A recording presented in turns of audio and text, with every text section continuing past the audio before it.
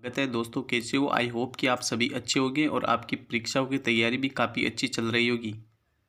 दोस्तों, इस वीडियो में लेकर आए हैं आप सभी के लिए आईपीसी अर्थात भारतीय दंड संहिता 1860 का कंप्लीट वीडियो। इस एक ही वीडियो में एकदम आसान तरीके से आपकी आईपीसी 1860 कंप्लीट हो जाएगी।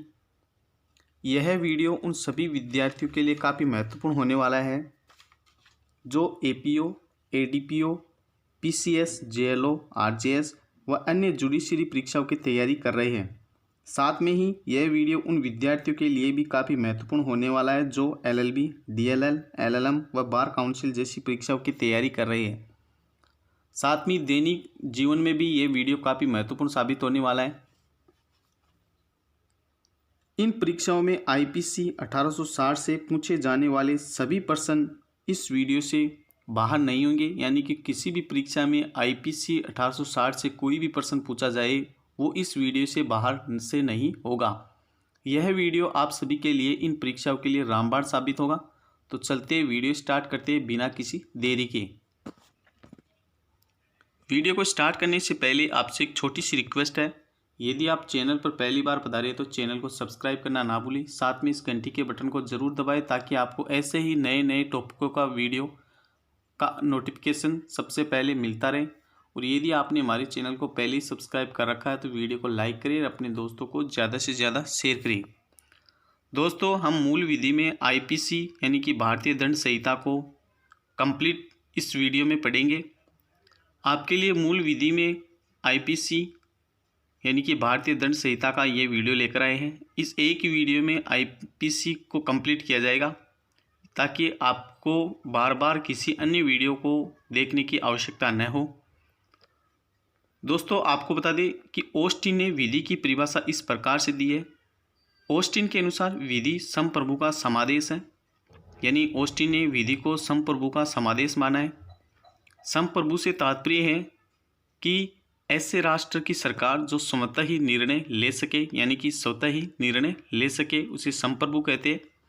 समादेश ऐसा आदेश जिसके उल्लंघन पर दंड का प्रावधान है, जैसे चोरी करने पर सजा। तो ऑस्टिन के अनुसार विधि है वो संप्रभु का समादेश है। कानून को कई तरीके से बांटा जा सकता है। कानून के सामान्यतः दो प्रकार होते हैं, साधारण कानून और वैधानिक कानून।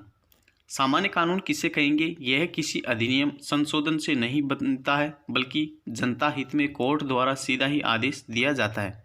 ऐसे कानून जो किसी अधिनियम या संशोधन से नहीं बनता है बल्कि जनता हित में कोर्ट द्वारा सीधा ही आदेश दिया जाता है, जैसे सिनेमाघरों में राष्ट्रगान बजाना। इसके लिए संसद में कोई कानून नहीं बनाया था बल्कि कोर्ट द्वारा साधारण तरीके से लाया गया था। तो ऐसे कानून होते हैं जो अधिनियम या संशोधन द्वारा नहीं बनते बल्कि जनता हित में कोर्ट द्वारा सीधा ही आदेश दिया जाता है, उन्हें सामान्य कानून कहा जाता है। बात करें वैधानिक कानून। वैधानिक कानून ये कानून किसी अधिनियम संशोधन द्वारा बनाए जाते हैं। इसका बेस्ट एग्जाम्पल है जीएसटी बिल।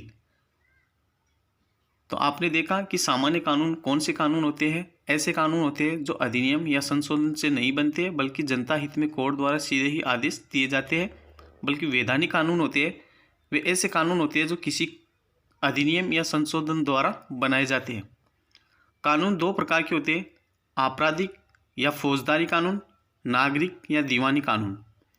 अब फौजदारी कानून कौन से कानून होते हैं? कौन से अपराधों को फौजदारी कानून माना जाएगा और कौन से अपराधों को नागरिक या दीवानी लॉ में इंक्लूड किया जाएगा। आपराधिक या फौजदारी कानून, इसमें अपराध से संबंधित कानून होते हैं, जैसे कि लूट, हत्या, हत्या का प्रयास, बुरा व्यवहार। जबकि नागरिक या दीवानी कानून सिविल लॉ में ऐसे कानून नागरिकों के हित में होते हैं, जैसे जमीन से संबंधित विवाद, तलाक, संपत्ति के विवाद आदि असहमति वाले कानून शामिल होते हैं। यानी कि इसमें जो आपराधिक या फौजदारी कानून होते हैं उसमें ऐसे अपराध सम्मिलित होते हैं, ऐसे अपराध सम्मिलित होते हैं जो अपराध होते हैं और उसके लिए दंड का प्रावधान होता है। जबकि नागरिक कानून में किसी प्रकार का कोई दंड नहीं दिया जाता, इसमें क्षतिपूर्ति दी जाती है। ऐसे कानून होते हैं। आपराधिक या फौजदारी कानून। आपराधिक या फौजदारी कानून दो प्रकार के हो सकते हैं, सब्सटेंटिव लॉ जिसका बेस्ट एग्जाम्पल है आईपीसी, यानी कि आईपीसी इंडियन पेनल कोड है 1860 है, वो सब्सटेंटिव लॉ है। भारतीय दंड संहिता 1860 है, ये सब्सटेंटिव लॉ है। सब्सटेंटिव लॉ है अपराध की परिभाषा, इसमें अपराध की परिभाषा दी जाती है, साथ में अपराध की परिभाषा के साथ उसके दंड का प्रावधान भी दिया जाता है। तो सब्सटेंटिव लॉ उसे कहते हैं जिसमें अपराध की परिभाषा दी गई हो और उस अपराध के लिए दंड का भी उल्लेख किया गया हो। अपराध की परिभाषा जैसे कि चोरी, डकैती, लूट आदि अपराधों के संबंध में इसकी परिभाषा दी गई है। चोरी किसे कहेंगे, लूट किसे कहेंगे, डकैती किसे कहेंगे, इसको अलग अलग रूप से परिभाषित किया गया है। चोरी बिना किसी बल के किया गया कार्य, जैसे कि रात में बिना किसी की उपस्थिति में धन निकालना चोरी कहलाएगा। वही बात करें लूट की, तो लूट है वो बलपूर्वक किया गया कार्य लूट है, जैसे कि बैंक में बलपूर्वक लूटना। जबकि डकैती इन्हीं काम को अगर 5 या अधिक व्यक्ति मिलकर करें तो ये डकैती में आएगा। तो इस प्रकार से अपराधों की परिभाषा दी जाती है सब्सटेंटिव लॉ, यानी कि आईपीसी है, इसका बेस्ट एग्जांपल है सब्सटेंटिव लॉ है। आईपीसी सब्सटेंटिव लॉ है। आईपीसी में अपराधों की परिभाषा और उसके दंड का प्रावधान दिया गया है। इन सभी का वर्णन किया गया है आईपीसी में। इस प्रकार के अलग अलग अपराधों की परिभाषा दी गई है। अपराधों के लिए दंड का निर्धारण का भी वर्णन है वो आईपीसी में ही किया गया है। प्रक्रिया विधि प्रोसीजर लॉ, प्रोसीजर लॉ है सीआरपीसी है वो प्रोसीजर लॉ है। सीआरपीसी की फुल फॉर्म है कोड ऑफ क्रिमिनल प्रोसीजर, दंड प्रक्रिया संहिता 1973। किए गए अपराध के लिए अपराधी को दंडित करने के लिए कोर्ट और पुलिस द्वारा क्या क्या और किस तरह से पहल की जाएगी, ये आपकी सीआरपीसी बताती है। तो इसमें उस अपराध के लिए जो सज़ा दी जाती है उस सज़ा को किस तरह से, उस सज़ा को देने के लिए कोर्ट और पुलिस द्वारा क्या क्या और किस तरह से पहल की जाएगी, ये सब जो प्रोसेस है उस सज़ा को देने की जो प्रोसेस है उसका उल्लेख प्रक्रिया विधि में मिलता है। प्रोसीजर लॉ बताता है। सीआरपीसी है वो प्रोसीजर लॉ है, जबकि आईपीसी है वो सब्सटेंटिव लॉ है, जिसमें अपराध की परिभाषा और अपराध के लिए दंड का वर्णन किया गया है। जैसे हत्या के अपराध में पुलिस आरोपी को बिना वारंट गिरफ्तार करेगी और 6 माह तक कोर्ट द्वारा जमानत नहीं दी जाएगी। बात करते हैं भारतीय दंड संहिता आईपीसी 1860 की इतिहास की। इतिहास से भी कुछ प्रश्न पूछे जाते हैं आपके एग्जाम में, काफ़ी इंपॉर्टेंट है। आपको बता दें 1833 के चार्टर एक्ट द्वारा भारत में लागू करने का प्रावधान आया। 1834 में पहले विधि आयोग का गठन हुआ। पहले विधि आयोग के अध्यक्ष लॉर्ड मैकाले बने, ये काफ़ी इंपॉर्टेंट है जो आपके एग्जाम में पूछा जा सकता है। इसी आयोग की सिफारिश पर भारतीय दंड संहिता 1860 का निर्माण हुआ। तो प्रथम विधि आयोग की सिफारिश पर ही भारतीय दंड संहिता 1860 का निर्माण हुआ। 6 अक्टूबर 1860 को भारतीय दंड संहिता का निर्माण पूरा हुआ और इसे भारत में लागू करने की मंजूरी मिली। तो 6 अक्टूबर 1860 को भारत में लागू करने की इसको मंजूरी मिली भारतीय दंड संहिता को। 1 जनवरी 1862 को आईपीसी भारत में लागू हुआ, जम्मू एंड कश्मीर को छोड़कर। वर्तमान में ये संपूर्ण भारत में लागू है। आईपीसी में बात करें कुल धाराओं की तो 511 धाराएं हैं जो 23 अध्यायों में बटी हुई है। भारतीय दंड संहिता 1860 विश्व का सबसे बड़ा दंड संविधान है। ये कुछ पॉइंट्स है इसके संबंध में। आपके एग्जाम में एज इट इज ऐसे ही प्रश्न पूछे जाते हैं कि आईपीसी को भारत में कब लागू किया गया, तो 1 जनवरी 1862 में लागू किया गया। आईपीसी में कुल धाराएं कितनी है, तो 511 धाराएं है। आईपीसी कितने अध्यायों में बटा हुआ है, तो 23 अध्यायों में बटा हुआ है। अनुच्छेद व धारा में अंतर। अनुच्छेद किसे कहेंगे और धारा किसे कहेंगे। अनुच्छेद यह प्राथमिक कानून है, जबकि बात करें धारा की तो ये द्वितीय कानून है। ये बेसिक लॉ है, जबकि धारा है ये एक सामान्य लॉ है, ये एक कानून है। अनुच्छेद है ये सर्वोच्च कानून है, जबकि धारा है ये सर्वोच्च कानून नहीं है। धारा है वो प्राथमिक कानून का पालन न करने पर इसमें सजा का प्रावधान होता है। तो इस प्रकार आपने देखा अनुच्छेद और धारा में अंतर। भारतीय दंड प्रक्रिया संहिता CRPC 1973 की बात करें तो अपराध हो जाने के पश्चात अपराधी को सजा दिलाने तक की जो पुलिस व कोर्ट द्वारा जो प्रक्रिया अपनाई जाती है वह प्रक्रिया इसमें अंकित होती है। तो अपराधी को अपराध हो जाने के बाद में पुलिस और कोर्ट द्वारा जो प्रक्रिया अपनाई जाती है सजा दिलाने के लिए, उस प्रक्रिया का उल्लेख है वो भारतीय दंड प्रक्रिया संहिता CRPC 1973 में किया गया है। 1860 में CRPC बिल ब्रिटिश संसद में पास हुआ। भारत में पहली बार 1862 में CRPC बना और 1898 में CRPC को संशोधित किया गया। आज़ादी के बाद सर्वप्रथम 1958 में भारतीय विधि आयोग की 14वीं रिपोर्ट आई। फिर 1967 में भारतीय विधि आयोग की 37वीं रिपोर्ट आई। फिर 1969 में भारतीय विधि आयोग की 41वीं रिपोर्ट आई।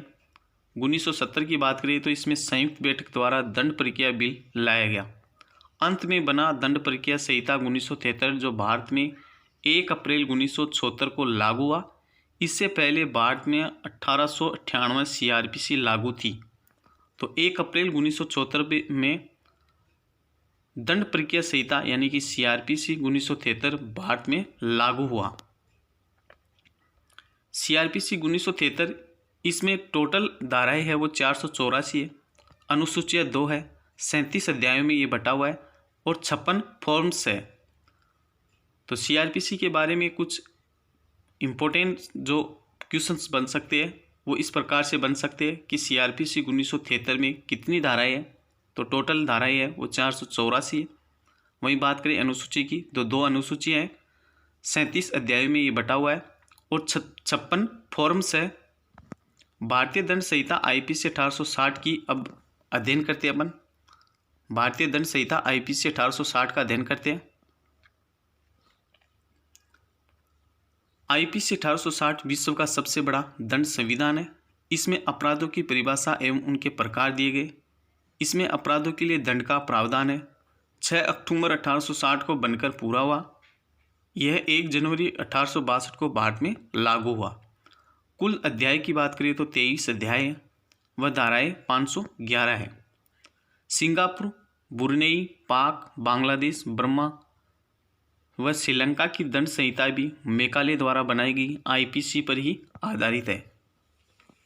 अब इस चार्ट के माध्यम से आपको बताएंगे कि कौन से अध्याय में कितनी धाराओं का उल्लेख किया गया है और वह किससे संबंधित है। अध्याय नंबर 1 जिसमें 1 से 5 तक की धाराओं का उल्लेख किया गया है, जिसमें उद्देशिका का वर्णन किया गया है। अध्याय नंबर 2 6 से 52 तक की धाराओं का उल्लेख किया गया है, साधारण स्पष्टीकरण से संबंधित है। अध्याय नंबर 3 53 से 75 तक की धाराओं का उल्लेख किया गया है, दंडों के विषय में विस्तृत जानकारी। अध्याय नंबर 4 जो काफ़ी इंपॉर्टेंट है, ये 76 से 106 धाराओं का अध्ययन किया गया है, साधारण अपवाद। चैप्टर नंबर 5 107 से लेकर 120 तक की धाराओं का उल्लेख किया गया है, दुष्प्रेरण, उकसाना। चैप्टर नंबर 5A 120A से लेकर 120B तक की धाराओं का उल्लेख किया गया है। चैप्टर नंबर 5A में आपराधिक षड्यंत्र। चैप्टर नंबर 6 121 से लेकर 130 तक की धाराओं का उल्लेख किया गया है, राज्य के विरुद्ध अपराध। चैप्टर नंबर 7 131 से लेकर 140 तक की धाराओं का उल्लेख किया गया है, तीनों सेनाओं से संबंधित अपराधों के विषय में। चैप्टर नंबर 8 141 से लेकर 160 तक की धाराओं का उल्लेख किया गया है, सार्वजनिक शांति विरुद्ध अपराध।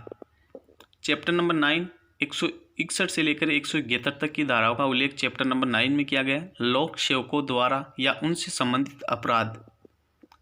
चैप्टर नंबर 9A 171A से लेकर 171I तक की धाराओं का उल्लेख चैप्टर नंबर 9A में किया गया है, चुनाव संबंधित अपराध।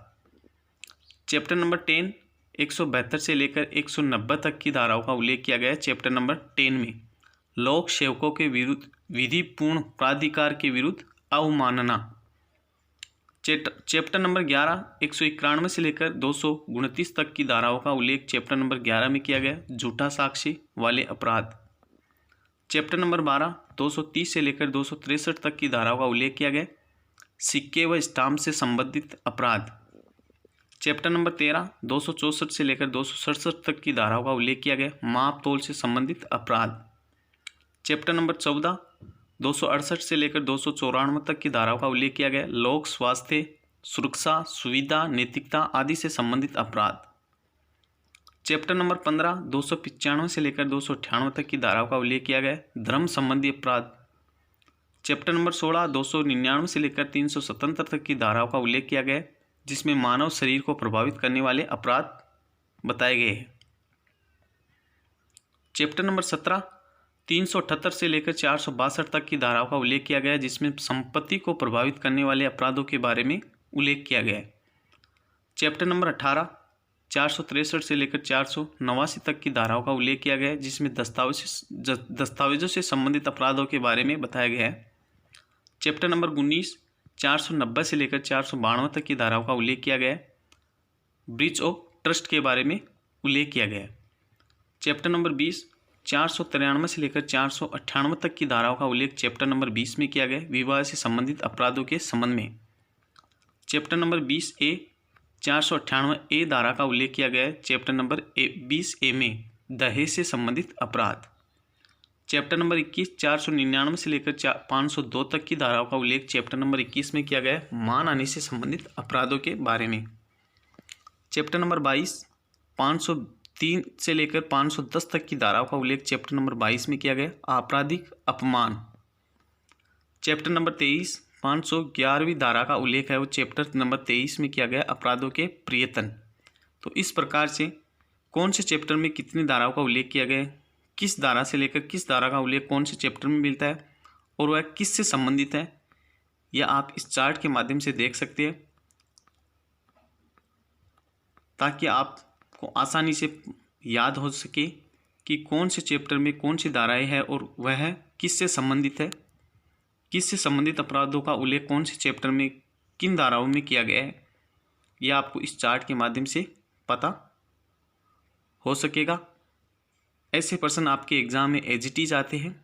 एज इट इज हूबहू ऐसे ही प्रश्न आपके एग्ज़ाम में पूछे जाते हैं कि चैप्टर नंबर 10 में कौन सी धाराओं का उल्लेख किया गया है और चैप्टर नंबर 10 किस अपराधों से संबंधित है, चैप्टर नंबर 14 में कौन सी धाराओं का उल्लेख किया गया है और किस अपराध से संबंधित है। तो ऐसे प्रश्न आपके एग्जाम में बार बार पूछे जा सकते हैं, तो आप इसको बार बार देखें ताकि आपको आपके दिमाग में ये टेबल आसानी से छप सके। महत्वपूर्ण आईपीसी धाराओं का वर्णन। अब हम कुछ ऐसी धाराओं का वर्णन करेंगे 1 से लेकर 511 तक की जो धाराएं है, जिनमें इम्पोर्टेंस है, जो आपके दैनिक जीवन एवं परीक्षाओं के लिहाज से जो इम्पोर्टेंट धाराएं हैं, उनको हम धीरे धीरे एक एक करके कवर करने जा रहे हैं। चैप्टर नंबर 1 से धारा 1 नाम व टाइटल, जैसे कि भारतीय दंड संहिता 1860, तो धारा 1 ये बताती है कि इसका नाम व क्या टाइटल रहेगा। चैप्टर नंबर 2 धारा 22 चल संपत्ति की परिभाषा धारा 22 बताती है। चल संपत्ति से विपरीत जो संपत्ति हिलडुल सके, जैसे कि कार, बाइक आदि, इनको चल संपत्ति की परिभाषा में माना गया है। धारा 34 सामान्य आशय कॉमन इंटेंशन, इसको एक एग्जाम्पल से समझते हैं कि सामान्य आशय किसे कहेंगे। 5 लोगों में से 4 लोग किसी घर में डकैती करने गए, एक व्यक्ति बाहर खड़ा होकर खतरे का सूचक हो, तो वे सभी अर्थात 5 लोग डकैती की धाराओं में अपराधी होंगे, क्योंकि उन सभी का आशय एक था। तो कॉमन इंटेंशन से संबंधित अपराध है वो धारा 34 बताती है। चैप्टर नंबर 3 धारा 53 जो काफ़ी इंपॉर्टेंट है। धारा 53 ये कहती है कि आईपीसी में 5 प्रकार के दंडों का उल्लेख है। मृत्युदंड, आजीवन कारावास, कारावास जो साधारण या कठोर 2 तरह के हो सकते हैं, जुर्माना, संपत्ति का सम अपहरण यानी कि कुर्की, ये 5 तरह के अपराध आईपीसी में बताए गए। धारा 53 ये कहती है कि आईपीसी में 5 प्रकार के दंडों का उल्लेख है। धारा 67 जुर्माना न भरने पर सजा का प्रावधान, कितने रुपए तक का जुर्माना न भरने पर कितने माह की सजा का प्रावधान किया गया, ये धारा 67 हमें बताती है। 50 रुपये से कम का अगर जुर्माना है और अगर वो जुर्माना नहीं भरा जाता है तो 2 माह तक की सज़ा का प्रावधान है। 50 से 100 रुपये तक के लिए 4 माह तक का, 100 से अधिक का जुर्माना न बनने पर 6 माह तक का की सज़ा का प्रावधान है।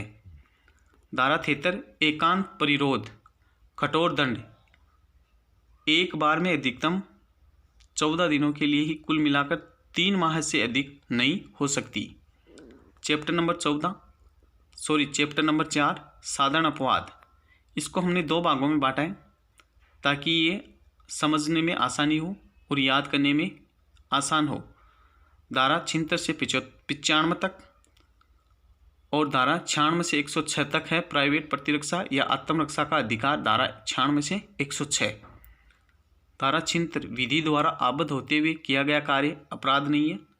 जैसे पुलिस किसी गांव में रमेश के स्थान पर गलती से दूसरे रमेश को उठाकर ले जाए या अनियंत्रित भीड़ पर पुलिस द्वारा चलाई गई गोली, तो ये विधि द्वारा आबद्ध होते हुए भी किया गया कार्य है, वो अपराध नहीं माना गया धारा 76 के अनुसार। धारा 77 हमें ये बताती है कि न्यायिक कार्य करते हुए न्यायाधीश से गलती हो जाना अपराध की श्रेणी में नहीं आएगा। धारा 78 ये बताती है न्यायालय के आदेश के अनुसरण में किया गया कार्य अपराध नहीं है। जैसे कि जल्लाद द्वारा फांसी, कब्जा हटाते समय मकान गिरने से कोई दबकर मर गया है तो ये अपराध की श्रेणी में नहीं आएगा। धारा 78 कहती है कि न्यायालय के आदेश के अनुसरण में किया गया कोई भी कार्य है वो अपराध नहीं होगा। आईपीसी 1860 की धारा 81 आवश्यकता का सिद्धांत, जैसे लगातार खड़े मकानों में आग लग जाए तो एक मकान को तोड़कर बाकी मकानों को बचाना। धारा 82 7 वर्ष से कम के बच्चे द्वारा किया गया कोई भी कृत्य अपराध नहीं है। धारा 83 7 वर्ष से अधिक किंतु 12 वर्ष से कम के बच्चे की अपरिपक्वता के कारण किया गया कृत्य अपराध की श्रेणी में नहीं होगा। प्राइवेट प्रतिरक्षा या आत्मरक्षा का अधिकार, जो धारा 96 से 106 में इसका उल्लेख किया गया है। धारा 96 परिभाषा दी गई है कि आत्मरक्षा या प्रतिरक्षा में किया गया कोई भी कार्य अपराध नहीं है। धारा 97 कहती है कि शरीर संपत्ति की रक्षा में किया गया कार्य अपराध नहीं है। धारा 98 ये कहती है किसी अन्य व्यक्ति की संपत्ति या शरीर की रक्षा करने में किया गया कृत्य अपराध नहीं है। धारा 99 कहती है आत्मरक्षा में किए गए कार्य को लिमिटेड कर देना। धारा 99 कहती है। धारा 100 आत्मरक्षा में मृत्यु कब कारित कर सकते हैं, ये धारा 100 में उल्लेख किया गया है। जैसे अपनी मृत्यु का भय, रेप की कोशिश, प्रकृति के विरुद्ध अपराध, किडनैप आदि दशाओं में आत्मरक्षा में भी मृत्यु कारित की जा सकती है। धारा 103 संपत्ति रक्षा में मृत्यु कारित कब कर सकते हैं, जैसे कि लूट, गृह भेदन, संपत्ति जलाना आदि दशाओं में संपत्ति रक्षा में भी मृत्यु कारित कर सकते हैं। धारा 103 में उल्लेख किया गया है। Chapter number 5 दुष्प्रेरण। दुष्प्रेरण किसे कहेंगे? किसी अपराध के लिए किसी व्यक्ति को उकसाना, किसी कार्य को गठित करने के लिए षड्यंत्र करना, किसी अवैध कार्य को करने में सहायता करना आदि दुष्प्रेरण होगी। चैप्टर नंबर 5A आपराधिक षड्यंत्र, 2 या 2 से अधिक व्यक्ति शामिल हो उसे आपराधिक षड्यंत्र कहा गया है। आपराधिक षड्यंत्र की जो परिभाषा है वो धारा 120A में दी गई है। वहीं बात करें इसके दंड की तो धारा 120B में इसके दंड का प्रावधान किया गया है। चैप्टर नंबर 6 राजद्रोह, धारा 121 से 130 या राज्य के विरुद्ध अपराध। चैप्टर नंबर 7 तीनों सेनाओं से संबंधित अपराध, धारा 131 से लेकर 140 तक में उल्लेख किया गया है। चैप्टर नंबर 8 सार्वजनिक शांति के विरुद्ध अपराध, जो धारा 141 से लेकर 160 में इसका उल्लेख किया गया है। धारा 141 विधि विरुद्ध जमाव, 5 या अधिक लोग। धारा 144 ऐसा विधि विरुद्ध जमाव जहां पर मृत्यु कारित होनी संभावित हो तो उस जमाव का हर सदस्य इसका दोषी होगा। अधिकतम सजा का प्रावधान है 2 वर्ष का कैद या जुर्माना या दोनों। धारा 149 सामान्य उद्देश्य, भीड़ जो भी अपराध करेगी तो उस भीड़ में शामिल हर व्यक्ति बराबर दंड का भागीदार होगा। धारा 149 के प्रवर्तन के लिए आवश्यक है कि अपराध 5 या अधिक व्यक्ति द्वारा किया गया हो, क्योंकि 5 या अधिक व्यक्ति ही अवैध सभा का निर्माण कर सकते हैं। धारा 149 के प्रवर्तन के लिए जमाव का मात्र सदस्य होना ही आवश्यक है, यानी कि इस धारा के प्रवर्तन के लिए सबसे पहले ऐसा करते हैं, ऐसा अपराध है वो 5 या अधिक व्यक्ति द्वारा किया गया हो।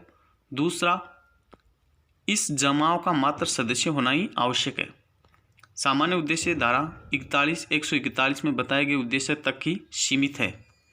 चैप्टर नंबर 11 झूठे साक्ष्य से संबंधित अपराध, धारा 191 से लेकर 229 तक की धाराओं का उल्लेख चैप्टर नंबर 11 में किया गया है, जो झूठे साक्ष्य से संबंधित अपराध के बारे में बताते हैं।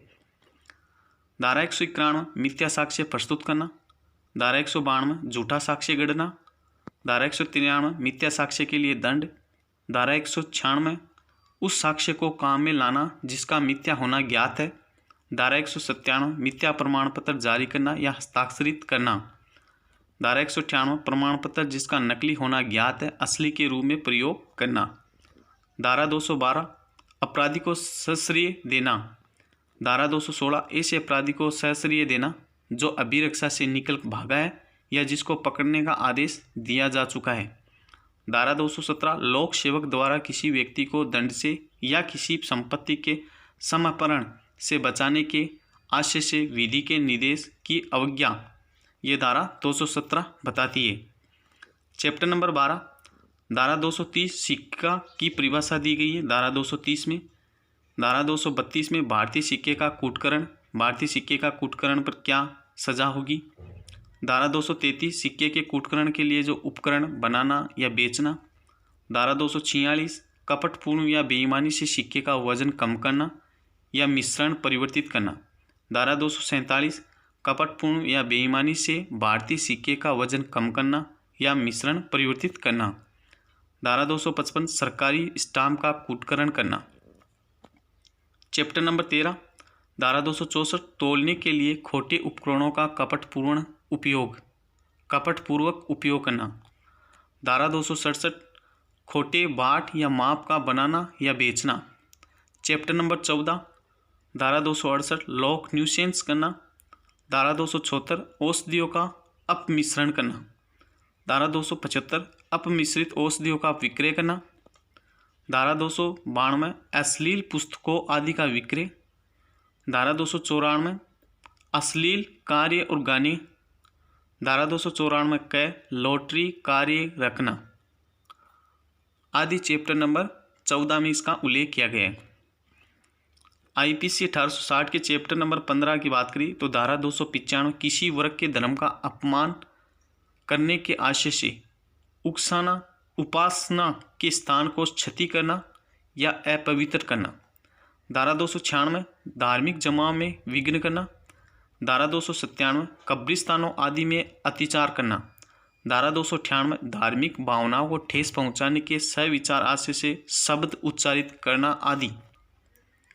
चैप्टर नंबर 16 मानव शरीर पर प्रभाव डालने वाले अपराध, ये चैप्टर काफ़ी इम्पोर्टेंट है जो आपकी परीक्षा में बार बार पूछे जा सकते हैं। इस चैप्टर से जो प्रश्न है वो आपके हर एग्जाम में पूछे जा सकते हैं। मानव शरीर पर प्रभाव डालने वाले अपराध जिसका उल्लेख धारा 299 से लेकर धारा 377 तक की धाराओं में इसका उल्लेख किया गया है।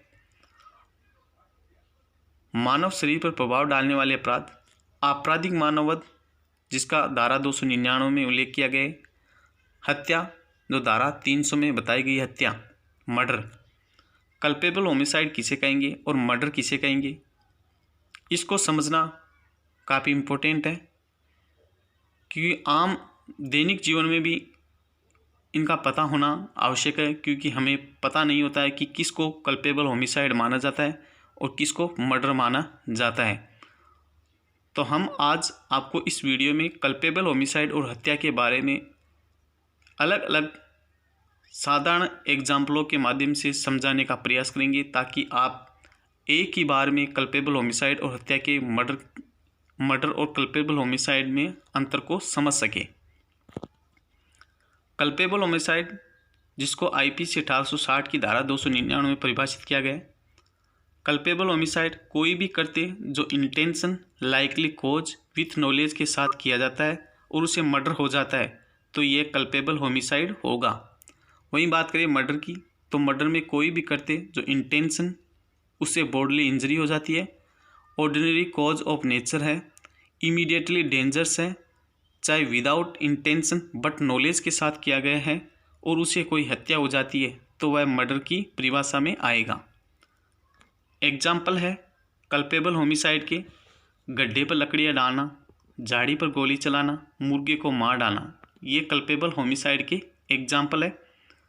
वहीं बात करें मर्डर के एग्जाम्पल इस तरह से है, गोली चलाना, शरीर के ऐसे हिस्से पर प्रहार करना जिससे मृत्यु होना निश्चित है, नंगी तलवार लेकर घोड़े पर भाग रहे हो, एक शांत भीड़ समूह पर तोप चलवाना, यह आदि एग्जाम्पल है वो मर्डर के हैं।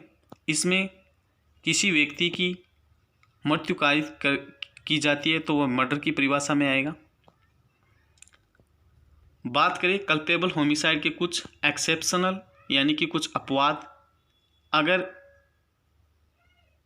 इन अपवादों में किया जाता है मर्डर तो वह कल्पेबल होमिसाइड नहीं मानकर उसको मर्डर माना जाएगा। जैसे विकार से या अंग शिथिल, इसे मर्डर की परिभाषा में माना गया है।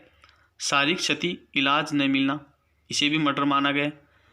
कल्पेबल होमिसाइड गर्भ में स्थित शिशु का एक पार्ट बाहर आने पर उसकी मृत्यु करना, इसे कल्पेबल होमिसाइड माना गया है। वहीं बात करें इसके कुछ केसेस की, गणेश दुल्ला का वाद 1879, सांप से कटवाना, आर वर्सेस चतुर्नाथ का वाद 1919, बीच बचाव में पत्नी की पीठ पर लदे बच्चे को लगा, तो इन वाद में कल्पेबल होमिसाइड माना गया है, करते को कल्पेबल होमिसाइड माना गया है, कल्पेबल होमिसाइड की ही उसको सजा दी गई है। बात करें मृत्यु मर्डर के कुछ अपवाद है वो इस प्रकार से हैं। निम्न स्थितियों में मौत कारित हुई है किंतु सजा कल्पेबल होमिसाइड की ही दी जाएगी। धारा 300 के कुछ अपवाद है, अगर कोई व्यक्ति, कोई अपराधी या कोई भी व्यक्ति इन 5 अपवादों में किसी व्यक्ति की मृत्यु कारित करता है तो वह मर्डर की परिभाषा में नहीं आएगा, उसे कल्पेबल होमिसाइड मानकर सजा कल्पेबल होमिसाइड की ही दी जाएगी। ये 5 अपवाद है 300 की धारा 300 के 5 अपवाद निम्न प्रकार है। ग्रेव एंड सडन प्रोवोकेशन में किसी की हत्या करना, प्राइवेट डिफेंस का यूज करते हुए किसी व्यक्ति की हत्या करना, death cause by public servant, sudden fight in heat and passion, consent more than 18 years यानी 18 साल से अधिक। इनके अंतर्गत कोई व्यक्ति किसी अन्य व्यक्ति की मृत्यु कारित करता है तो वह आपराधिक मानववध में आता है, न कि मर्डर में। इसके कुछ केसेज है। R Bekalu versus state of Hyderabad, झोंपड़ी में आग लगाई गई, नाग बातू का मामला जो सर्प से कटवाने की बात करता है। कल्पेबल होमिसाइड किसे माना गया है? ऐसा करते जिसे मृत्यु हो भी सकती है और नहीं भी हो सकती है, यानी कि कोई भी करते किया जाता है उससे मृत्यु होने की का सस्पेंस हो, यानी कि उस करते से मृत्यु हो भी सकती है और नहीं भी हो सकती, तो ऐसा करते कल्पेबल होमिसाइड माना गया है। कल्पेबल होमिसाइड की परिभाषा में आएगा, उसे कल्पेबल होमिसाइड की सज़ा दी जाएगी। जैसे इसका बेस्ट एग्जाम्पल है, इस एग्जाम्पल के माध्यम से और अधिक इसके अर्थ को समझ सकोगे आप। कम गहराई का गड्ढा खोदकर ऊपर पत्ते डाल देना, इसे व्यक्ति की मृत्यु हो भी सकती है और नहीं भी हो सकती। जबकि मर्डर है द एक्ट जहां मृत्यु होगी ही होगी, यानी कि ऐसा करते जिसे मृत्यु होगी ही होगी, उसे मर्डर की परिभाषा में माना गया है, उसे मर्डर माना गया है। मर्डर में probability plus dangerous plus 100% knowledge के साथ वह करते किया जाता है तो वह मर्डर होगा। इसका बेस्ट एग्जाम्पल है गड्ढा खोदकर उसमें 3 जहरीले सर्प डालकर उस पर पत्ते बिछाना, गिरने पर 100% मौत होगी, तो यह मर्डर की परिभाषा में आएगा। ये काफ़ी इम्पोर्टेंस है, इसको भी आप ध्यान में रखें कि every murder is culpable homicide but every culpable homicide not murder, यानी कि प्रत्येक मर्डर है वो कल्पेबल होमिसाइड होगा, जबकि प्रत्येक कल्पेबल होमिसाइड है वो मर्डर नहीं हो सकता। Test to find act done in culpable homicide और मर्डर, आप कैसे पता करोगे कि यह जो करते किया गया है वो मर्डर है या कल्पेबल होमिसाइड? तो सबसे पहले कोई भी कृत्य किया जाता है उसको आपको इस प्रकार से चेक करना होगा कि आप उसे पता कर सके कि वह कल्पेबल होमिसाइड है या मर्डर है। इसके लिए आपको देखना होगा कि कोई भी एक्ट किया है, इसी एक्ट से मृत्यु हुई है, यानी कोई एक्ट किया है और उस एक्ट से मृत्यु हुई है, यह मृत्यु कल्पेबल होमिसाइड की परिभाषा में आती है, तो बात यहीं ख़त्म हो जाएगी। उसको कल्पेबल होमिसाइड मानकर उसको कल्पेबल होमिसाइड की सज़ा दे दी जाती है। अगर यह कल्पेबल होमिसाइड की परिभाषा में नहीं आती है, यदि यह कल्पेबल होमिसाइड नहीं है, तो यह देखना होगा कि ऐसी मृत्यु धारा 300 के 5 अपवादों में तो नहीं आती है। अगर इन 5 अपवादों में आती है तो भी ऐसी मृत्यु है वो आपराधिक मानववध होगी, और यदि यह 5 अपवादों में नहीं आती है तो यह मर्डर होगा। तो आप इस प्रकार से पता कर सकते हैं कि कोई एक्ट कल्पेबल होमिसाइड कब होगा और मर्डर कब होगा, मर्डर की परिभाषा में कब आएगा और कल्पेबल होमिसाइड की परिभाषा में कब आएगा। आई होप कि आपको समझ में आ गया मर्डर और कल्पेबल होमिसाइड में अंतर। नेक्स्ट है धारा 301। धारा 301 जिस व्यक्ति की मृत्यु कारित करने का आशय या उससे भिन्न व्यक्ति की मृत्यु करके आपराधिक मानववध। धारा 302 हत्या के लिए दंड, मृत्यु या आजीवन कारावास से दंडित किया जाएगा और जुर्माने से भी दंडनीय होगा। धारा 303 आजीवन सिद्ध दोष द्वारा हत्या के लिए दंड, मृत्यु से दंडित किया जाएगा। धारा 304 हत्या की कोठी में न आने वाले आपराधिक मानववध के लिए दंड। धारा 304 ए उपेक्षा या उपेक्षा द्वारा मृत्यु कारित करना, दोनों में से किसी भांति के कारावास से जिसकी अवधि 2 वर्ष तक की हो सकेगी या जुर्माने से या दोनों से दंडित किया जाएगा। धारा 304 बी दहेज मृत्यु। दहेज का अर्थ है वो दहेज प्रतिबंध अधिनियम 1961 की धारा 2 में दिया गया है। इसकी जो सज़ा है वो सज़ा 7 वर्ष से कम की नहीं होगी तथा आजीवन कारावास तक की सज़ा हो सकेगी। धारा 306 आत्महत्या का दुष्प्रेरण, कारावास जिसकी अवधि 10 वर्ष तक की हो सकेगी, दंडित किया जाएगा और जुर्माने से भी दंडनीय होगा। धारा 307 हत्या करने का प्रयत्न। धारा 308 आपराधिक मानववध करने का प्रयत्न। धारा 309 आत्महत्या करने का प्रयत्न, सादा कारावास से जिसकी अवधि 1 वर्ष तक की हो सकेगी या जुर्माने से या दोनों से दंडित किया जाएगा। इसके कुछ केसेस है जिसमें धारा 200 309 को इस प्रकार से अलग अलग केसों में अलग अलग धारा 21 का उल्लंघन माना गया है। P रतनाम versus union of India AIR 1994 में इस मामले में सेक्शन 309 को आर्टिकल 21 का उल्लंघन माना गया। ज्ञान Kaur versus state of Punjab AIR 1996 5 जजों की बेंच ने इसमें कहा कि आप अकेले नहीं मरते बल्कि आपका परिवार रिश्तेदार भी मरते हैं, अतः section 309 is not voidable violation for article 21, यानी कि ज्ञान Kaur versus state of Punjab में 5 जजों की बेंच ने कहा कि आप अकेले नहीं मरते बल्कि आपका परिवार है वो रिश्तेदार भी मरते हैं, अतः 309 को धारा 309 को आर्टिकल 21 का उल्लंघन नहीं माना गया है। मानव जीवन के विरुद्ध अपराध। मानव जीवन के विरुद्ध होने वाले अपराध 4 प्रकार की कैटेगरी में बांटा है ताकि इसको समझने में आपको आसानी हो और आपको अच्छी तरह याद भी हो सके।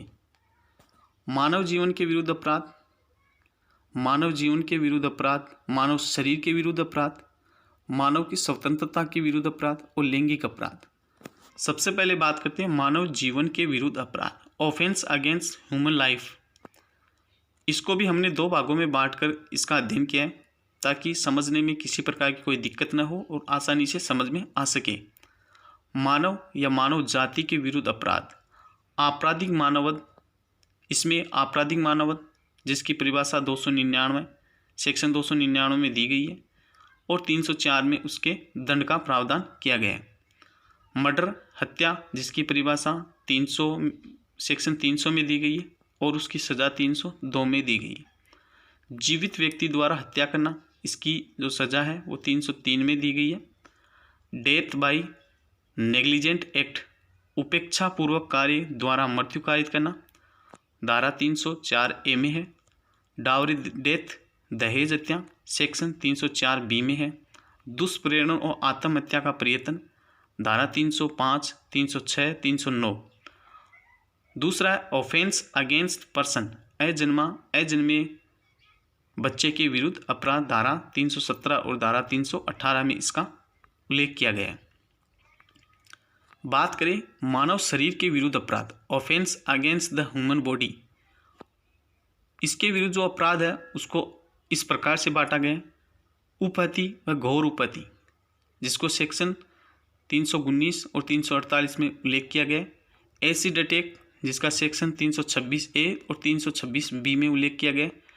Criminal force and assault, section 349 से लेकर 359 तक में इसका उल्लेख किया गया है। वही मानव की स्वतंत्रता के विरुद्ध अपराध, offence against the human liberty, इसमें सैदोष अवरोध एवं सैदोष परिरोध, जो सेक्शन 339 से लेकर 348 तक में इसका उल्लेख किया गया। सैदोष अवरोध, एक दिशा में रोकना उसे सैदोष अवरोध कहेंगे, सभी दिशाओं में रोकना सैदोष परिरोध कहलाता है। अपहरण एवं व्यपहरण, सेक्शन 359 से लेकर 369 तक का उल्लेख किया गया है अपहरण एवं व्यपहरण का।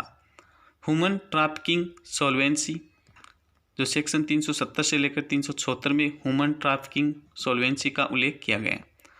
बात करें लैंगिक अपराध, सेक्सुअल ऑफेंस है और हरासमेंट 354 से लेकर 354A एंड 491 एंड 509 में इसका उल्लेख किया गया है।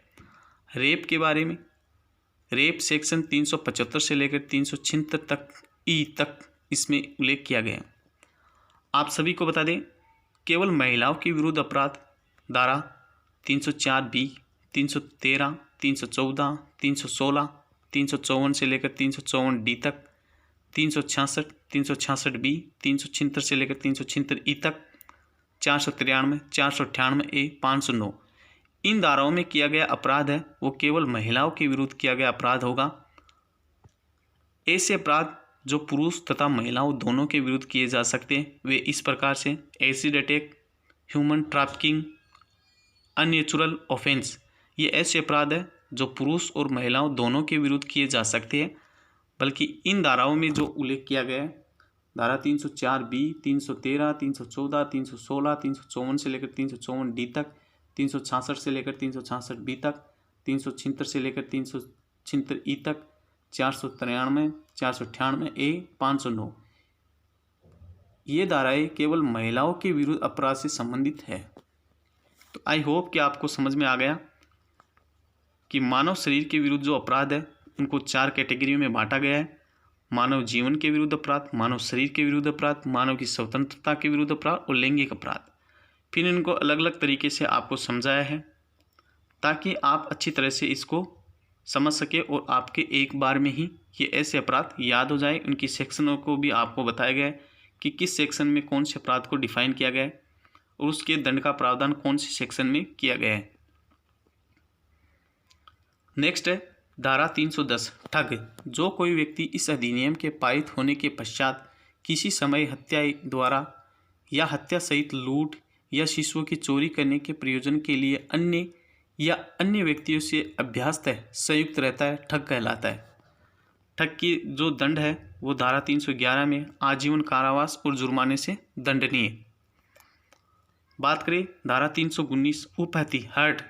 जो कोई व्यक्ति को शारीरिक पीड़ा, रोग या अंग शिथिल कारित करता है वह उपहति कारित करता है कहा जाता है। धारा 320 घोर उपहति ग्रेवियस हर्ट। उपहति का निम्न प्रकार घोर उपहति है।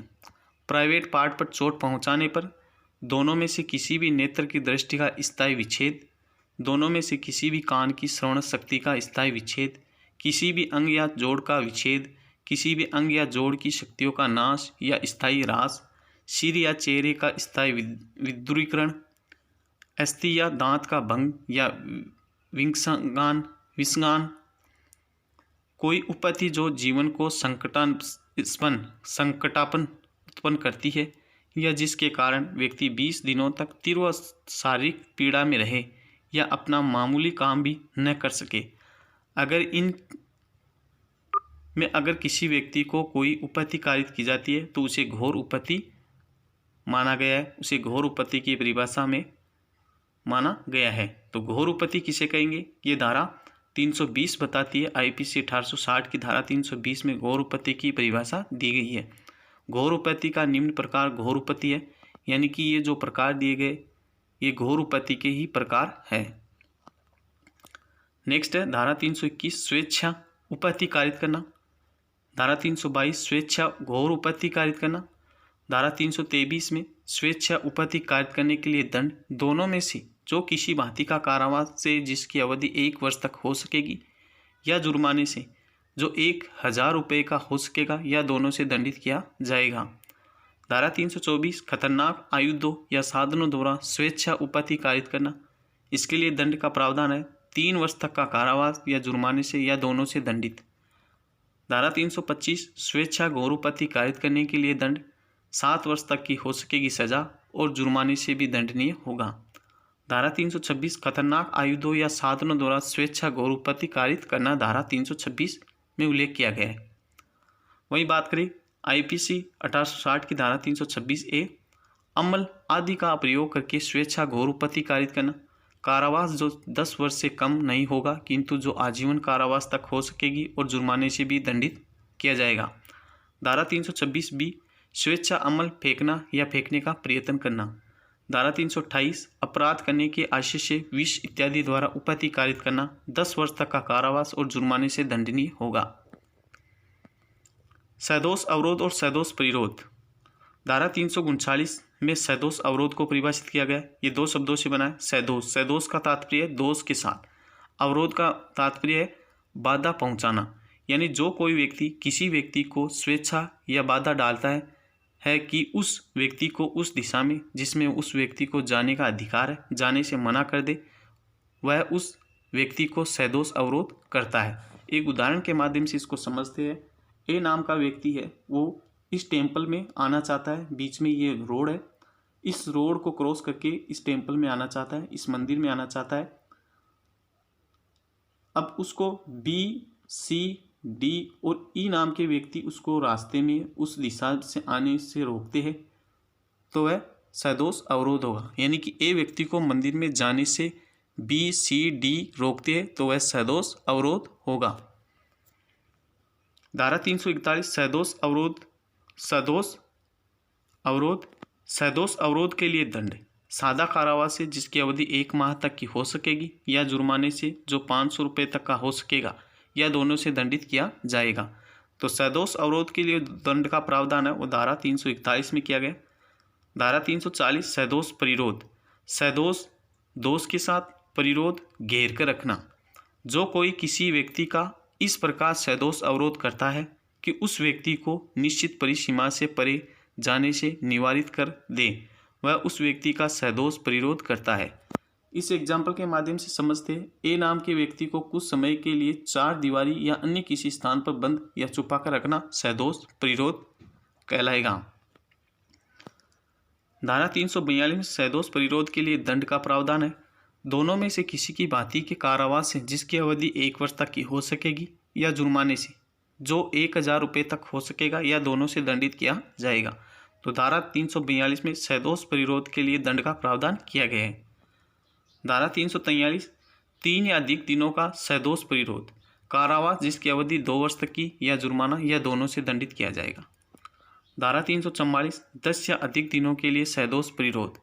कारावास जिसकी अवधि 3 वर्ष या जुर्माना या दोनों। धारा 346 गुप्त स्थान में सदोष प्रतिरोध 2 वर्ष तक का कारावास। आपराधिक बल और हमला। आपराधिक बल किसे कहेंगे? जिसको परिभाषित किया गया है धारा 349 में। बल जो कोई व्यक्ति किसी अन्य व्यक्ति पर बल प्रयोग करता है यदि वह उस अन्य व्यक्ति में गति परिवर्तन या गतिहीनता कारित कर देता है, यदि वह किसी पदार्थ में ऐसी गति परिवर्तित या गतिहीनता कारित कर देता है जिससे उस पदार्थ का स्पर्श उस अन्य व्यक्ति के शरीर के किसी भाग से या किसी ऐसी चीज़ से जिसे वह अन्य व्यक्ति पहने हुए हो या ले जा रहे हो, या किसी ऐसी चीज़ से जो इस प्रकार स्थित है कि सहस्पर्श से उस अन्य व्यक्ति की संवेदना पर प्रभाव पड़ता है जाता है। उपरोक्त को करने के लिए कोई व्यक्ति इन 3 तरीकों से किसी एक द्वारा कार्य करता है। जो उपरोक्त जो तरीके बताए गए हैं उनमें उनको करने के लिए निम्न तरीकों में से किसी एक तरीके का प्रयोग करता है। पहला, अपनी निजी शारीरिक शक्ति द्वारा। दूसरा, किसी पदार्थ का प्रयोग करके। तीसरा, किसी जीव जंतु को उत्प्रेरित करके ये कार्य करते हैं तो वह बल कहलाएगा। तो बल को आईपीसी 1860 की धारा 349 में परिभाषित किया गया है। नेक्स्ट है आपराधिक बल। आपराधिक बल किसे कहेंगे? धारा 350 ये कहती है आपराधिक बल जो कोई व्यक्ति किसी व्यक्ति पर उस व्यक्ति की सहमति के बिना बल का प्रयोग किसी अपराध को करने के लिए या क्षति, भय या क्षोभ ऐसे बल के प्रयोग से कारित करने के आशय से या ऐसे बल के प्रयोग से संभावित है कारित करेगा तो कहा जाएगा कि उस अन्य व्यक्ति पर आपराधिक बल का प्रयोग करता है। धारा 351 हमला। जो कोई अंग विक्षेप या कोई तैयारी इस आशय से करता है या यह संभावित जानते हुए करता है कि ऐसा करने से किसी उपस्थित व्यक्ति को यह आशंका हो जाएगी कि वह उस आपराधिक बल का प्रयोग करने वाला है, यहाँ यह कहा जाएगा कि वह हमला करता है। तो हमला है उसको आईपीसी 1860 की धारा 351 में परिभाषित किया गया है। धारा 352 गंभीर प्रकोपन होने से अन्यथा हमला करने या आपराधिक बल का प्रयोग करने के लिए दंड। दोनों में से किसी की भांति का कारावास जिसकी अवधि 3 माह तक की हो सकेगी या जुर्माने से जो 500 रुपये तक का हो सकेगा या दोनों से दंडित किया जाएगा। धारा 353 लोक सेवक को अपने कर्तव्य के निर्वहन से भयोप्रत करने के लिए हमला या आपराधिक बल का प्रयोग। इसके लिए जो सजा है वो 2 वर्ष तक का कारावास या जुर्माना या दोनों से दंडित किया जाएगा। नेक्स्ट है धारा 354 स्त्री की लज्जा भंग करने के आशय से उस पर हमला या आपराधिक बल का प्रयोग करना। धारा 354 लैंगिक उत्पीड़न और लैंगिक उत्पीड़न के लिए दंड। धारा 354 विवस्त्र करने के आशय से स्त्री पर हमला या आपराधिक बल का प्रयोग करना, ये धारा 354 कहती है। धारा 354 दृश्य रहितता या स्त्रियों का वीडियो शूट करना मॉल, बाजार, दुकानों या सार्वजनिक स्थानों पर। धारा 354 पीछा करना। धारा 356 किसी व्यक्ति द्वारा ले जाई जाने वाली संपत्ति की चोरी के प्रयत्नों में हमला या आपराधिक बल का प्रयोग। इसके लिए जो सजा का प्रावधान है वो 2 वर्ष का कारावास या जुर्माना या दोनों। धारा 357 किसी व्यक्ति का सदोष प्रतिरोध करने के प्रयत्नों में हमला या आपराधिक बल का प्रयोग। यौन अपराध सेक्सुअल ऑफेंस। धारा 375 में बलात्संग को परिभाषित किया गया। बलात्संग किसे कहेंगे? यदि कोई पुरुष क स्त्री की इच्छा के विरुद्ध ख स्त्री की सहमति के बिना ग स्त्री की सहमति से जो उसने अपने हितबद्ध की मृत्यु या उपहति के भय में डालकर अभिप्राप्त की गई है। ग स्त्री की सहमति से जिसमें वह पुरुष यह जानता है कि वह उसका पति नहीं है और उसने सहमति इस कारण दी है कि वह विश्वास करती है कि ऐसा अन्य पुरुष जिसे वह विधिपूर्वक विवाहित है या विवाहित होने का विश्वास करती है। अड़ उस स्त्री की सहमति से जब ऐसी सहमति देते समय वह विकर्चितता के कारण दी हो। च उस स्त्री के सहमति से या सहमति के बिना जब वह 18 वर्ष की आयु से कम की हो। 6 जब वह स्त्री सहमति सुसूचित करने में असमर्थ है, संभोग करता है, तो यह कहा जाता है कि उस व्यक्ति ने बलात्संग यानी रेप बलात्कार का अपराध किया है। तो कोई व्यक्ति अगर ये कार्य करता है और करके अगर कोई संभोग करता है तो वह कहा जाएगा कि उस व्यक्ति ने बलात्संग या रेप या बलात्कार का अपराध किया है। किसी पुरुष का अपनी स्वयं की पत्नी के साथ यदि पत्नी 15 वर्ष से कम आयु की न हो, बलात्संग नहीं होगा। धारा 376 ये कहती है बलात्संग के लिए दंड। साधारण दशाओं में कारावास जिसकी अवधि 7 वर्ष से कम नहीं होगी किंतु जो आजीवन कारावास तक की हो सकेगी या जुर्माना। विशेष परिस्थितियों में कठोर कारावास जिसकी अवधि 10 वर्ष से कम नहीं हो सकेगी किंतु जो आजीवन कारावास से तक की हो सकेगी और जुर्माने से भी दंडनीय होगा। धारा 376 क, पीड़ित की मृत्यु या लगातार विकर्षितशीलता की दशा में दंड 20 वर्ष से लेकर आजीवन कारावास तक का या मृत्यु दंड से दंडित किया जाएगा। धारा 376 ख, सामूहिक बलात्कार या बलात्संग गैंगरेप। धारा 377 प्रकृति विरुद्ध अपराध, आजीवन कारावास जिसकी अवधि 10 वर्ष तक हो सकेगी या जुर्माने से भी दंडनीय होगा। संपत्ति के विरुद्ध अपराध, संपत्ति के विरुद्ध अपराध 11 प्रकार के अपराध हो सकते हैं। 11 प्रकार के अपराधों को 11 तरीके के अपराध हो सकते हैं। संपत्ति के विरुद्ध अपराध, संपत्ति के विरुद्ध अपराध है उसको भारतीय दंड संहिता 1860 की धारा 378 से लेकर 462 में परिभाषित किया गया है। हमने इसको संपत्ति के विरुद्ध अपराधों को 2 भागों में बांटा है। ऐसे अपराध जिसमें व्यक्ति संपत्ति से वंचित होता है या मूल्य खोता है, उनका उल्लेख धारा 378 से लेकर 440 तक किया गया है, जिसमें व्यक्ति संपत्ति से वंचित होता है या मूल्य खोता है। दूसरे भाग में हमने रखा है यहाँ व्यक्ति संपत्ति के अधिकारों से वंचित या उनको खोता है। तो इसमें व्यक्ति संपत्ति से वंचित होता है या मूल्य खोता है, इसको हमने 2 भागों में बांटा है।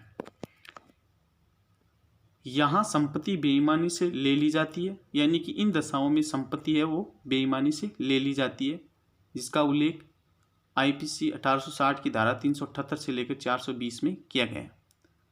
यहाँ संपत्ति को बिगाड़ दिया जाता है या उसका मूल्य कम कर दिया जाता है। संपत्ति बेईमानी से ले ली जाती है, इसको भी हमने 2 भागों में बांटा है।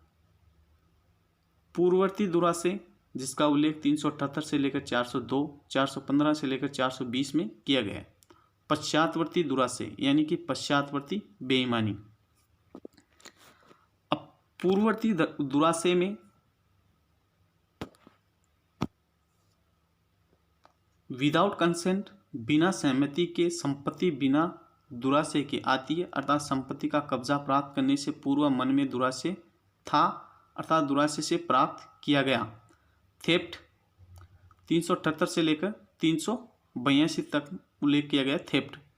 थॉमसन का मामला इसमें आता है। विदाउट पोल्यूटेड कंसेंट, उसकी सहमति से संपत्ति प्राप्त करना।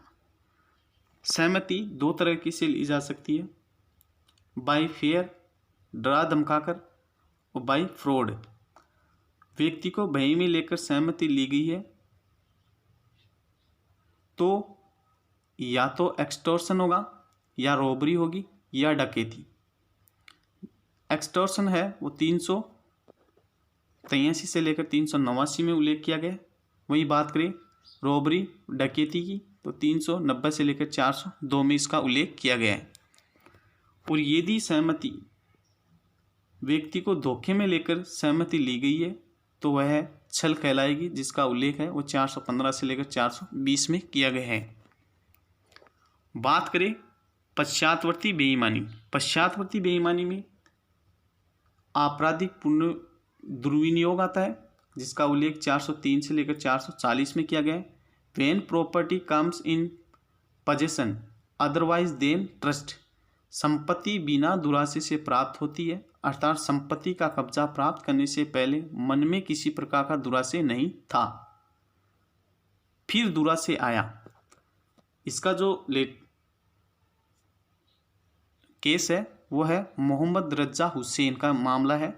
इसे और अधिक आप समझ सकोगे, ये मामला आप ज़रूर पढ़ना। ये जो केसेज है वो आप ज़रूर पढ़ना ताकि आप इनके बारे में और अधिक जानकारी प्राप्त कर सके, यानी कि और अधिक आसान तरीके से इसको समझ सकें।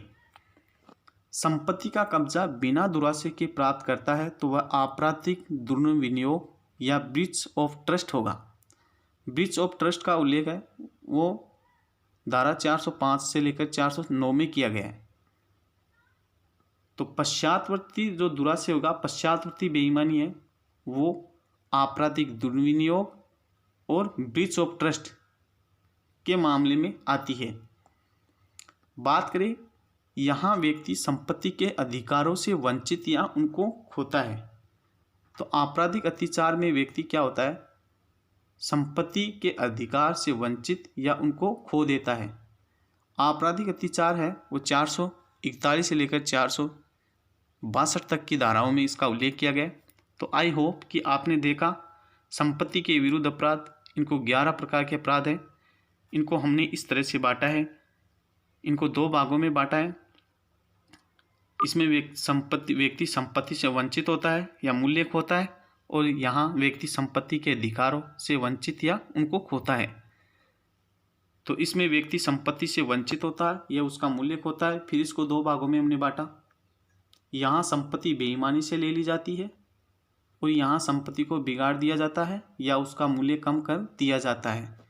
इन मामलों में संपत्ति है वो बेईमानी से ले ली जाती है। बेईमानी से संपत्ति लेने के को भी 2 भागों में बांटा है, पूर्ववर्ती दुरासे और पश्चातवर्ती दुरासे। इन मामलों में पूर्ववर्ती दुरासे से संपत्ति ले ली जाती है, जिसमें थेफ्ट विदाउट पोल्यूटेड कंसेंट, जिसमें एक्सटॉर्शन, रॉबरी, डकैती, चीटिंग। पश्चातवर्ती बेईमानी में आपका आपराधिक दुर्विनियोग, breach of trust. Breach of trust और आपराधिक दुर्विनियोग में पश्चातवर्ती बेईमानी होती है, जिसमें संपत्ति बेईमानी से ले ली जाती है, लेकिन पश्चातवर्ती दुरासे, इसमें संपत्ति बिना दुरासे से प्राप्त होती है, अर्थात संपत्ति का कब्जा प्राप्त करने से पहले मन में किसी प्रकार का कोई भी दुरासे नहीं था। दूसरा हमने बांटा, यहाँ संपत्ति को बिगाड़ दिया जाता है या उसका मूल्य कम कर दिया जाता है।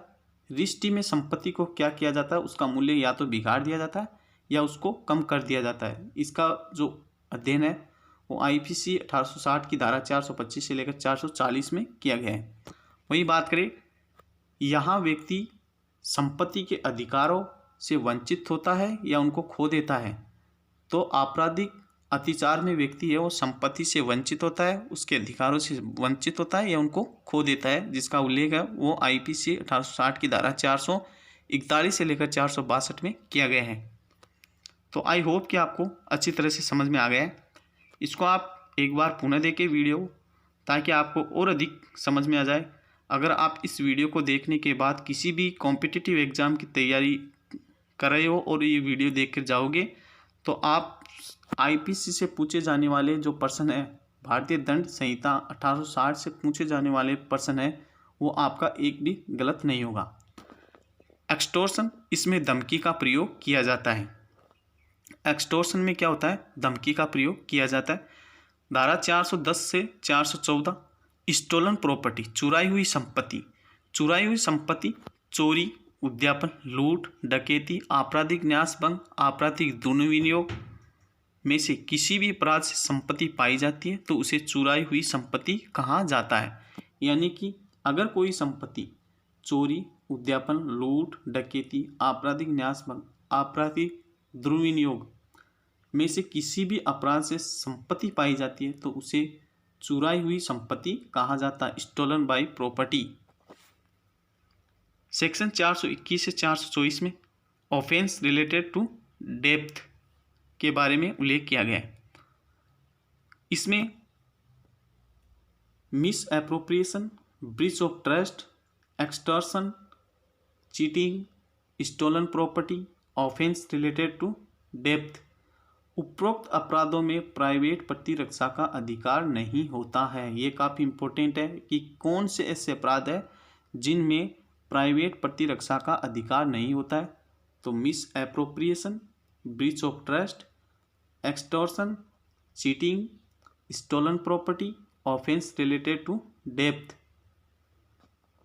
तो इन अपराधों में प्राइवेट प्रतिरक्षा का अधिकार नहीं होता है।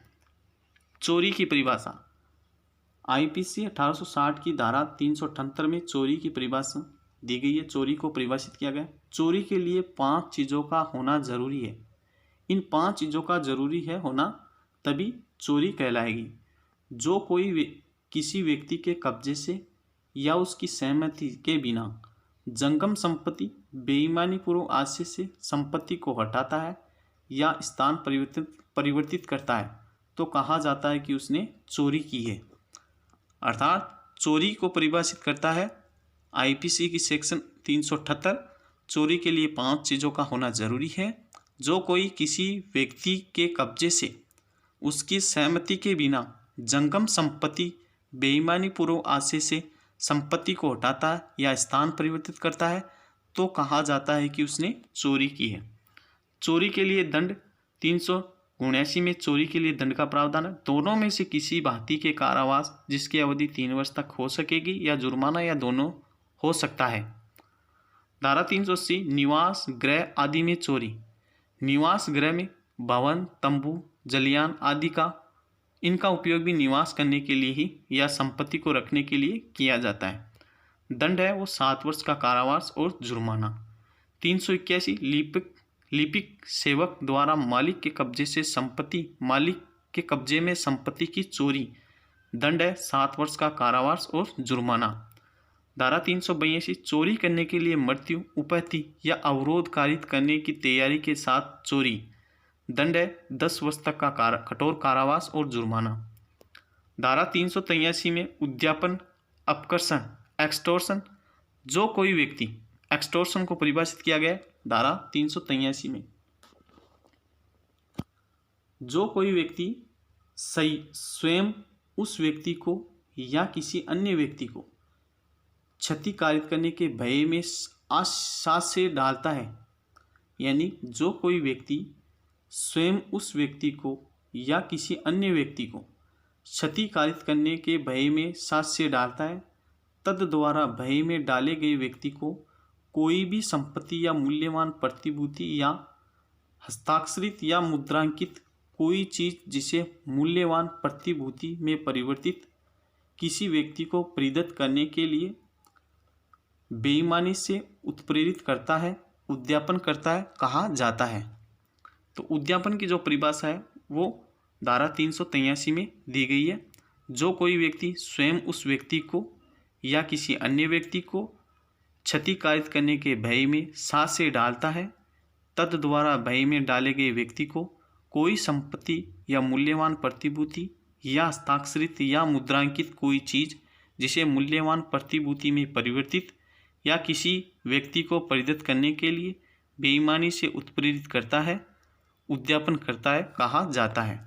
धारा 384 में उद्यापन का दंड दोनों भांति के कारावास जिसकी अवधि 3 वर्ष तक की हो सकेगी या जुर्माना या दोनों से दंडित किया जाएगा। धारा 350 क्षति का भय देकर उद्यापन करना 2 वर्ष तक का कारावास या जुर्माना या दोनों। धारा 386 मृत्यु या घोर उपत्ति के भय में डालकर उद्यापन, कारावास जिसकी अवधि 10 वर्ष तक की हो सकेगी और जुर्माना। धारा 390 लूट, रोबरी किसे कहेंगे, इसको आईपीसी 460 की धारा 390 में परिभाषित किया गया है। सब प्रकार की लूट में या तो चोरी या उद्यापन होता है। चोरी कब लूट है, काफ़ी इंपॉर्टेंट है। चोरी को कब लूट माना गया है? चोरी लूट है यदि उस चोरी को करने के लिए या उस चोरी को करने में या उस चोरी से अभिप्राप्त वस्तु संपत्ति को ले भागने या ले जाने के प्रयत्न करने में अपराधी उस उद्देश्य से स्वेच्छा किसी व्यक्ति की मृत्यु या उपहति या सदोष अवरोध या तत्काल मृत्यु या तत्काल उपहति या तत्काल सदोष अवरोध का भय कारित करता है या कारित करने का प्रयत्न करता है तो वह चोरी लूट होगी। उद्यापन कब लूट है? उद्यापन लूट है यदि उद्यापन करते समय भय में डाले गए व्यक्ति की उपस्थिति में और उस व्यक्ति को स्वयं उसकी या किसी अन्य व्यक्ति रिश्तेदार को तत्काल मृत्यु या उपहति या सदोष अवरोध के भय में डालकर उद्यापन करता है और इस प्रकार भय में डाले गए व्यक्ति को उद्यापन की जाने वाली चीज उसी समय और वहाँ ही प्रेरित करने के लिए उत्प्रेरित करता है तो कहलाएगा कि अब उद्यापन लूट में परिवर्तित हो गया है। स्पष्टीकरण, इसमें किन चीज़ों का होना आवश्यक है? अपराधी का उपस्थित होना, तत्काल मृत्यु या उपहति या सदोष अवरोध के लिए पर्याप्त निकट हो तो उद्यापन है वो लूट में परिवर्तित हो जाता है। नेक्स्ट है धारा 392 लूट के लिए दंड। कठोर कारावास 10 वर्ष तक की हो सकेगी और जुर्माने से भी दंडित। यदि सूर्यास्त के बाद या सूर्योदय से पहले लूट का अपराध करने पर कठोर कारावास जिसकी अवधि 14 वर्ष तक की हो सकेगी और जुर्माने से भी दंडित किया जाएगा। धारा 391 डकैती।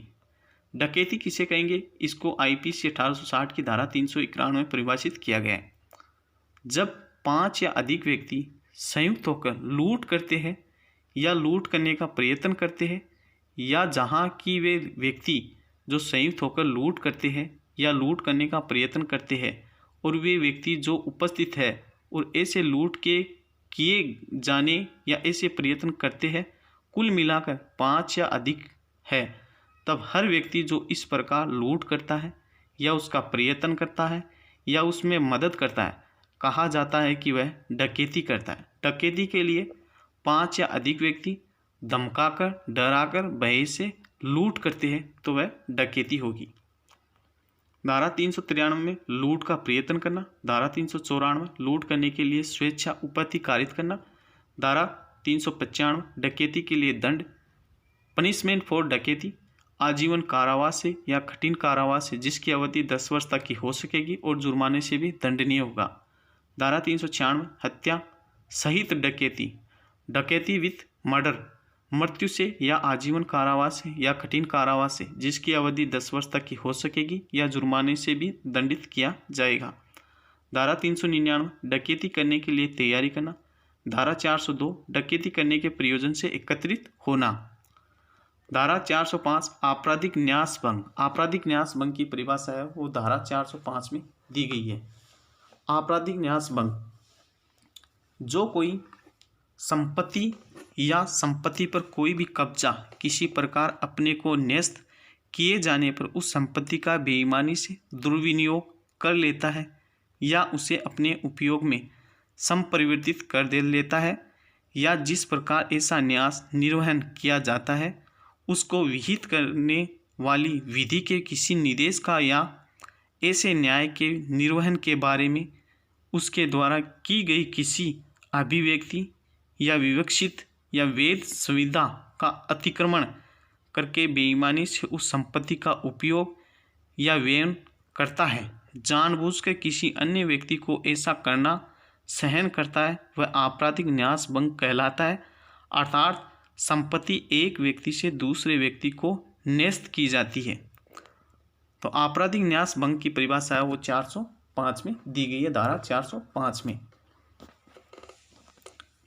धारा 406 आपराधिक न्यास भंग के लिए दंड कारावास 3 वर्ष तक का और जुर्माना या दोनों। धारा 410 चुराई हुई संपत्ति प्राप्त करने के विषय में।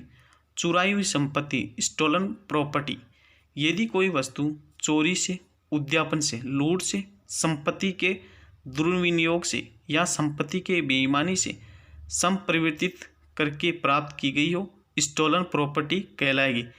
अगर कोई भी संपत्ति है, कोई भी वस्तु है, वो चोरी से, उद्यापन से, लूट से, संपत्ति के दुर्विनियोग से या संपत्ति के बेईमानी से संपरिवर्तित करके प्राप्त की गई है तो वह चुराई हुई संपत्ति कहलाएगी। के धारा 410 में इसकी परिभाषा दी गई है। धारा 411 चुराई हुई संपत्ति को बेईमानी से प्राप्त करना। दंड है इसके लिए 3 वर्ष तक का कारावास और जुर्माना या दोनों। धारा 412 किसी संपत्ति को बेईमानी से प्राप्त करना जो डकैती करने में चुराई गई हो।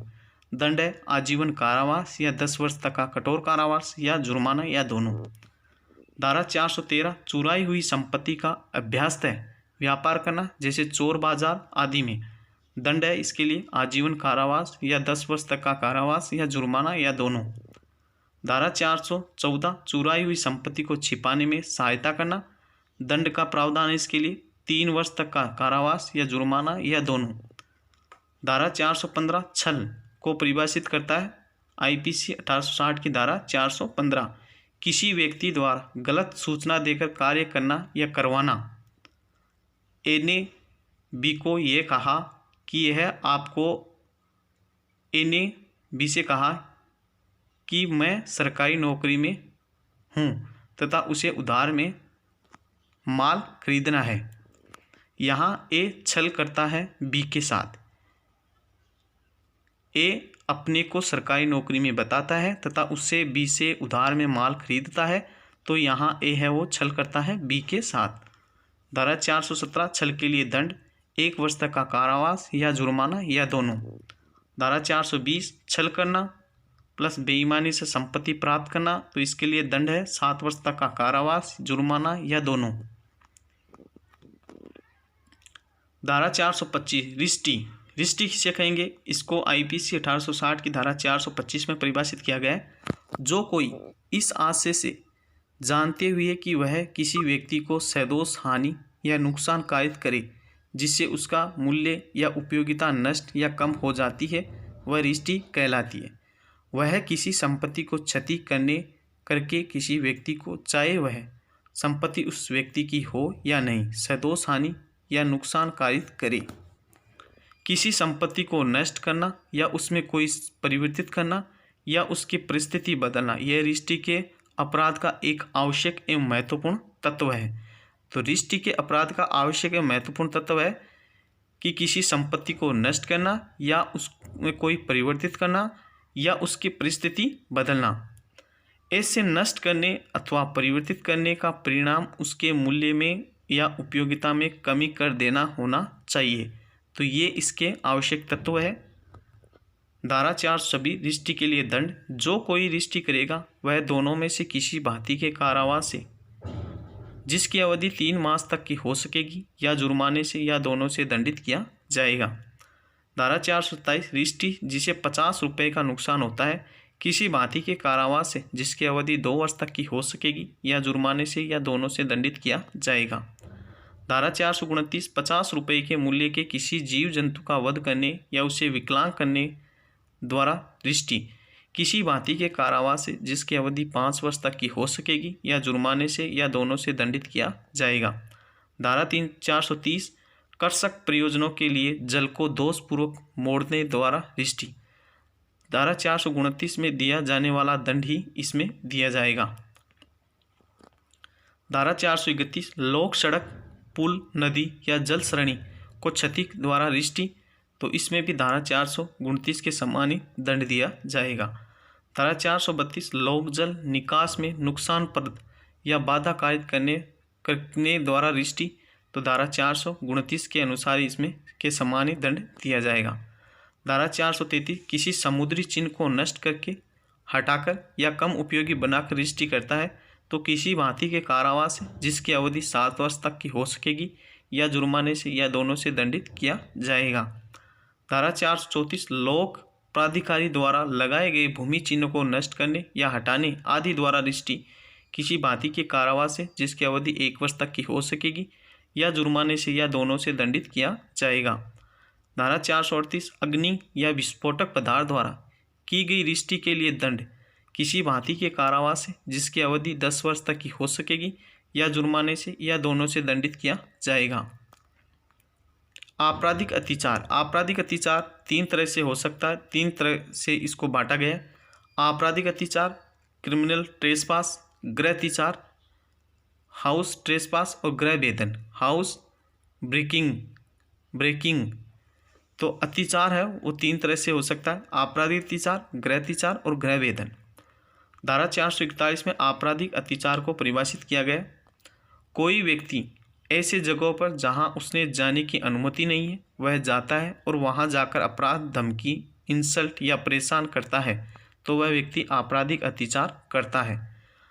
धारा 447 आपराधिक अत्याचार के लिए दंड, जो कोई आपराधिक अत्याचार करेगा वह दोनों में से किसी भांति के कारावास से जिसकी अवधि 3 मास तक की हो सकेगी या जुर्माने से जो 500 रुपये तक का हो सकेगा या दोनों से दंडित किया जाएगा। धारा 442 में गृह अत्याचार, हाउस ट्रेसपास, जो कोई किसी निर्माण, तंबू या जलियान में जो मानव निवास के रूप में उपयोग में आता है या किसी निर्माण में जो उपासना स्थान के रूप में या किसी संपत्ति की अभिरक्षा के स्थान के रूप में उपयोग में आता है, प्रवेश करके या उसमें बना रहकर आपराधिक अत्याचार करता है, वह गृह अत्याचार करता है, यह कहा जाता है। तो गृह अत्याचार हाउस ट्रेसपास है, वो आईपीसी 1860 की धारा 442 में इसको परिभाषित किया गया है। स्पष्टीकरण: आपराधिक अत्याचार करने वाले व्यक्ति के शरीर के किसी भाग का प्रवेश गृह अत्याचार घटित करने के लिए पर्याप्त प्रवेश है। धारा 494 पति या पत्नी के जीवन काल में पुनः विवाह करना। जो कोई पति या पत्नी के जीवित होते हुए किसी ऐसी दशा में विवाह करेगा जिसमें ऐसा विवाह इस कारण शून्य है कि वह ऐसे पति या पत्नी के जीवन काल में होता है, वह दोनों में से किसी भांति के कारावास से जिसकी अवधि 7 वर्ष तक की हो सकेगी दंडित किया जाएगा और जुर्माने से भी दंडनीय होगा। तो धारा 494 ये कहती है कि पति या पत्नी के जीवन काल में पुनः विवाह करना। धारा 497 जारक्रम: दंड किसी भांति के कारावास जिसकी अवधि 5 वर्ष तक की हो सकेगी या जुर्माने से या दोनों से दंडित किया जाएगा। ऐसे मामले में पत्नी दुष्प्रेरक के रूप में दंडनीय नहीं होगी। धारा 498 विवाहित स्त्री को आपराधिक आशय से फुसलाकर ले जाना या ले जाने का प्रयत्न करना या विरोध करना, निरुद्ध रखना, ये धारा 498 कहती है। धारा 446 रात्रो गृह भेदन: जो कोई सूर्यास्त के पश्चात और सूर्योदय से पूर्व गृह भेदन करता है तो वह रात्रो गृह भेदन करता है, यह कहा जाता है। धारा 456 रात्रो प्रच्छन्न गृह अत्याचार या रात्रो गृह भेदन के लिए दंड: जो कोई रात्रो प्रच्छन्न गृह अत्याचार या रात्रो गृह भेदन करेगा वह दोनों में से किसी भांति के कारावास से जिसकी अवधि 3 वर्ष तक की हो सकेगी दंडित किया जाएगा और जुर्माने से भी दंडनीय होगा। धारा 499 मानहानि। धारा 500 मानहानि के लिए दंड: जो कोई किसी अन्य व्यक्ति की मानहानि करेगा वह सादा कारावास से जिसकी अवधि 2 वर्ष तक की हो सकेगी या जुर्माने से या दोनों से दंडित किया जाएगा। धारा 511 आजीवन कारावास या अन्य कारावास से दंडनीय अपराधों को करने के प्रयत्न करने के लिए दंड: उस अपराध के लिए उपबंधित किसी भांति के कारावास से उस अवधि के लिए जो यथास्थिति आजीवन कारावास से आधे तक की या उस अपराध के लिए उपबंधित दीर्घतम अवधि के आधे तक की हो सकेगी या ऐसे जुर्माने से जो उस अपराध के लिए उपबंधित है या दोनों से दंडित किया जाएगा। दृष्टांत है इसका, क एक ही जेब में हाथ डालकर एक ही जेब से चुराने का प्रयत्न करता है, एक ही जेब में कुछ न होने के परिणाम स्वरूप क अपने प्रयत्न में असफल रहता है, क इस धारा के अधीन दोषी है। तो दोस्तों आई होप कि आपकी जो आईपीसी है 1860 है वो हमने कंप्लीट एक ही वीडियो में आपके लिए कंप्लीट कर दी है। दोस्तों आप किसी भी एग्ज़ाम की तैयारी कर रहे हो, आपके लिए ये वीडियो काफ़ी महत्वपूर्ण साबित होगा। चाहे आप APO, ADPO, PCS, JLO, RJS व अन्य जुडिशरी परीक्षाओं की तैयारी कर रहे हो, साथ में आप दैनिक जीवन में भी ये आईपीसी है, भारतीय दंड संहिता 1860 है, वो दैनिक जीवन में भी काफ़ी इम्पोर्टेंट है। तो दोस्तों आई होप कि वीडियो आपको अच्छा लगा। वीडियो अच्छा लगा तो वीडियो को लाइक करें और अपने दोस्तों को ज़्यादा से ज़्यादा शेयर करें।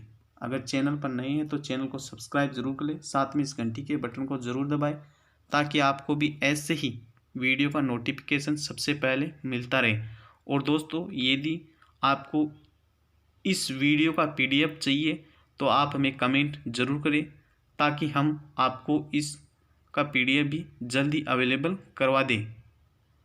और यदि आपकी किसी अन्य वीडियो या अन्य टॉपिक के बारे में अगर आप चाहते हो वीडियो तो हमें कमेंट ज़रूर करें ताकि हम आपके लिए उस टॉपिक का वीडियो जल्द से जल्द लेकर आए। तब तक के लिए धन्यवाद। जय हिंद, जय भारत, थैंक यू।